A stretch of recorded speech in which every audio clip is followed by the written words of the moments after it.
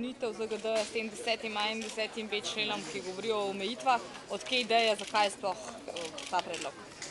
Ideja zaradi tega, kar se v tem državi dogaja.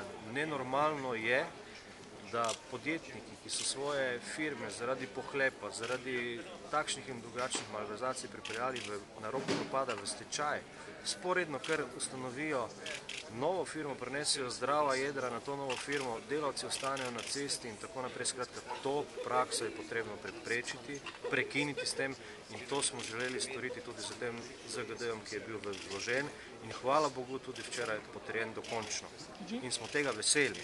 Ste na koga konkretno ciljali, na kakšna posebna imena, kakšne posebne medijske omembe, malverzacij in podobno? Poglejte, tudi vaša hiša je v zadnjih 3 letih ljudem v Sloveniji pokazala neskončno mnogo primerov, takšnih, o katerih želimo s tem zakonom o gospodarskih družbah rešiti ta problem.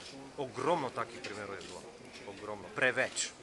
In tudi zaradi teh problemov je mnogo kateri mali gospodarstvenik šel v stečaj, zato ker so se nekateri šli pohlepa in niso imeli obraza, morale in etike. Zdaj je bil izbran in tudi dobil je soglasje Agencije za upravljanje kapitalskih naložb, ni pa še bil vpisan v register, torej morda lahko še pade pod novi zakon, novo izbrani generalni direktor Slovenskih železnic. Njegova pretekla firma je šla v stečaj. Mislite, da bi torej morali ponoviti izbor ali bodo lovili rok in ga bodo v AIPES in v registru pisali ne 15 dni po objavi zakona v Uradnem listu, ampak 14 dni po objavi zakona v Uradnem listu? Ali bi vi, ki ste lastnica nekega podjetja, zaupali to podjetje nekomu, ki ima za sabo že kakšen brodolom v svoji gospodarski karieri? Ali bi vi to zaupali? Gre za državno premoženje in jaz mislim, da se tudi z tem državnim premoženjem mora obnašati enako odgovorno, kot bi se obnašali za svojim lastnim premoženjem. In tudi to je razlog. No, ampak nadzorniki so ga, on ima 3 take brodolome za sabo, ne samo enega. Nadzorniki so ga izbrali, Avkan ga je potrdil, kljub temu, torej mu zaupajo. Jaz se drugače tega ne znam razlagati, kot očitno, da mu zaupajo. Bo morda v zakon tisto zadnjo sito, ki bo preprečilo take imenovanja? Torej, vsi ti mu zaupajo. A mu zaupate vi po 3 brodolomih? Jaz mu ne zaupam. Torej, jaz bi zagotovo ponovil postopek. Potrebujemo človeka, ki mu lahko zaupamo. Slovenske železnice so v zadnjem času imeli koliko direktorjev? Vsako leto enega ali 2. Se to ni normalno. 5 v 4 letih. Se to nikamor ne vodi. Potrebujemo menedžerja, pa tudi če ga pripeljemo iz tujine, vse ga lahko iz tujine pripeljemo, da nam bo vodil železnico, ampak taki, ki bo to znal delati. Ne pa taki, ki ima za sabo že 3 brodolome.